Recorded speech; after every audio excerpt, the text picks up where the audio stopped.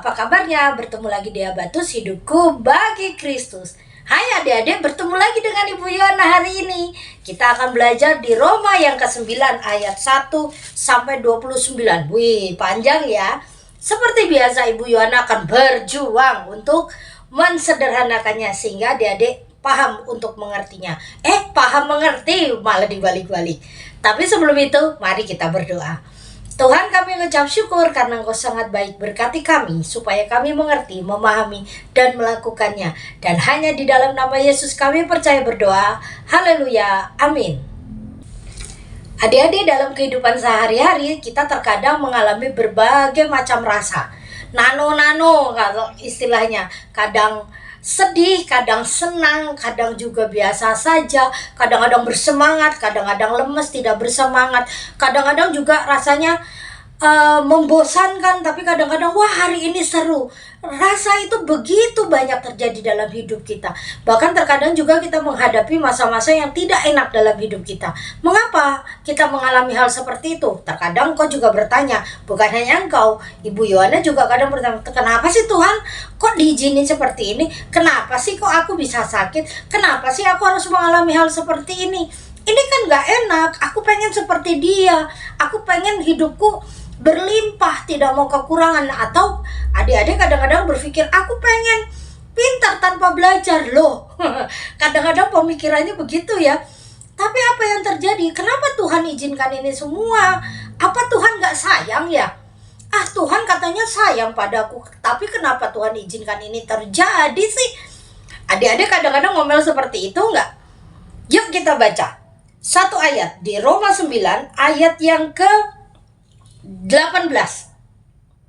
Sudah dibuka Alkitabnya? Kita baca. Ibu Yohana membaca dari TB2. Jadi ia menaruh belas kasihan kepada siapa yang dikehendakinya, dan ia mengeraskan hati siapa yang dikehendakinya. Sekarang engkau akan berkata padaku, jika demikian, apalagi yang masih disalahkannya? Sebab siapa yang menentang kehendaknya? 20. Siapakah engkau, hai manusia, maka engkau membantah Allah? Dapatkah yang dibentuk berkata pada yang membentuk, mengapa engkau membentuk aku demikian? Apakah tukang periuk tidak mempunyai hak atas tanah liatnya untuk membuat dari gumpal yang sama suatu bejana untuk tujuan yang mulia dan yang lain untuk tujuan yang biasa? Jalan hidup kita sudah ditentukan oleh Tuhan. Ada amin? Amin. Rencana Tuhan adalah rencana yang terbaik. Tuhan memberikan rencana-rencana yang luar biasa kepada engkau dan saya. Tetapi rencana itu terkadang tidak lewat jalan yang mulus. Contohnya, kita ingat Yusuf. Waktu Yusuf, kita kalau lihat Yusuf sebagai orang kedua di Mesir, kita bilang, wah hebat. Tapi apakah engkau tahu apa yang sedang dia lakukan, apa yang sudah dia lewati? Dia harus melewati sumur yang kering. Dia harus dijual oleh saudara-saudaranya. Ia harus masuk rumah Potifar. Dia harus masuk penjara. Baru dia menjadi seorang yang hebat di Mesir. Semuanya itu perlu proses dan tidak namanya memperoleh jalan yang instan. Seinstan-instannya mie instan adik-adik, itu pun perlu dimasak kan? Ada usaha untuk memasaknya. Apalagi hidupmu saat kau mengalami hal yang gak enak, atau kau diizinkan mengalami sesuatu yang menyakitkan, atau sesuatu yang menantang, jangan pernah mengeluh, karena Tuhan berdaulat. Apa artinya berdaulat? Berdaulat adalah Tuhan berkuasa penuh atas hidupmu dan hidupku. Saat engkau menyerahkan hidupmu di dalam tangan Tuhan, Tuhan akan menuntunmu di tempat-tempat yang sepertinya tidak kau sukai, tetapi disitulah kau dibentuk menjadi pribadi yang hebat. Mengapa engkau harus sekolah? Karena di sekolah engkau akan pintar. Sebenarnya kau suka nggak sekolah? Bangun pagi, harus mandi dingin-dingin, sikat gigi, berangkat sekolah dengan tas yang berat, di sekolah masih belajar. Apakah menyenangkan? Pasti rasanya ada juga tidak menyenangkan.